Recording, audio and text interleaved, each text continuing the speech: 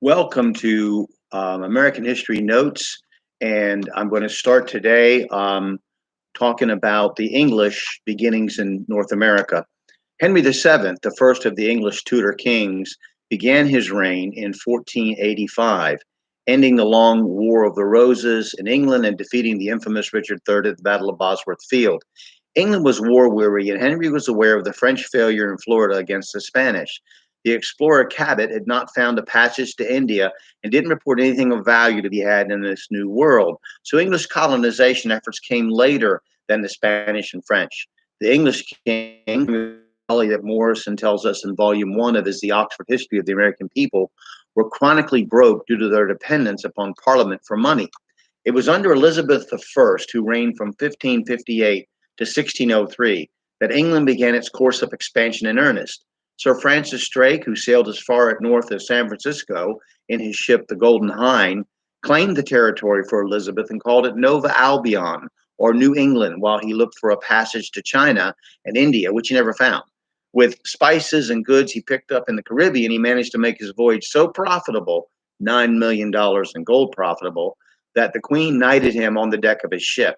Sir Humphrey Gilbert obtained from the Queen a charter to discover, quote, remote heathen and barbarous lands not actually possessed by any Christian prince or people, and the same to have, hold, occupy, and enjoy, providing all settlers who went with him should, quote, enjoy all privileges of free denizens and persons native of England. Now, here's a new idea. The settlers in a colony did not lose any rights they would have in their native country. Any laws he were to pass or any ordinances he enforced had to be as near as possible to the same things back home. The governor could not play dictator as in Spanish and French colonies, but must govern by English law. In 1583, Gilbert sailed from England to found a trading post on the Penobscot River in Maine, but first he went to Canada to assert English dominion in Newfoundland.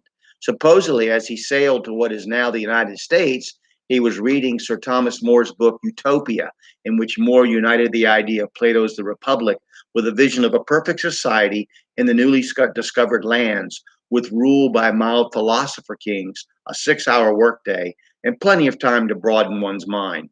Gilbert's charter was passed down to his 31-year-old half-brother, Sir Walter Raleigh, Elizabeth's favorite man at her court, who in 1584 set out and landed in Croatan Sound, North Carolina. The capital of North Carolina is named after him. He claimed the entire North American continent, Virginia, for his virgin queen. The implication here was that the English claimed the continent, or at least as much of it as they could fight for and hold on to. In 1585, he sent out colonists to colonize Roanoke Island, North Carolina, which has Croatan Sound on its west and Pamlico Sound on its south. The next year, Sir Francis Drake stopped by to find the colonists all miserable and unhappy, wanting to go home. In 1587, Raleigh sent out a fresh colony, which was a bad idea at the time.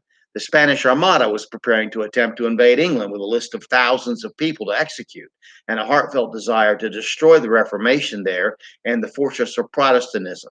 The colony was practically abandoned, it was too small, and the Indian population of Pamlico Sound was fairly dense and not pleased with the newcomers. The Armada was defeated by God's efforts more than man's, but it was 2 years before anyone returned to the colony. John Watts was hired to carry supplies to the colonists. After a summer of sailing the Caribbean, they landed in mid-August of 1590 to find nothing left of the 89 men, 7 women, and 11 children under the authority of Governor John White, who had returned to England for supplies and was now coming back with the relief party.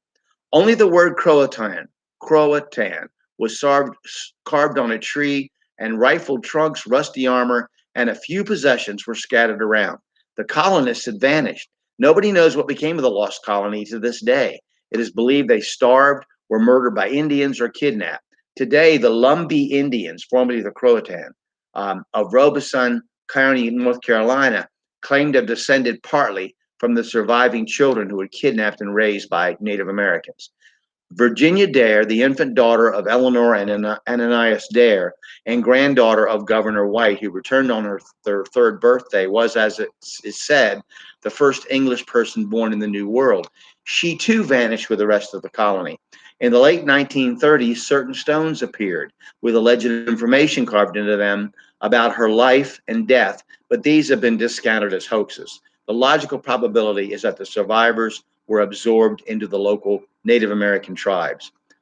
All right, we'll stop there and we'll take it up next time. And I really enjoyed doing this, and I hope you enjoyed it too.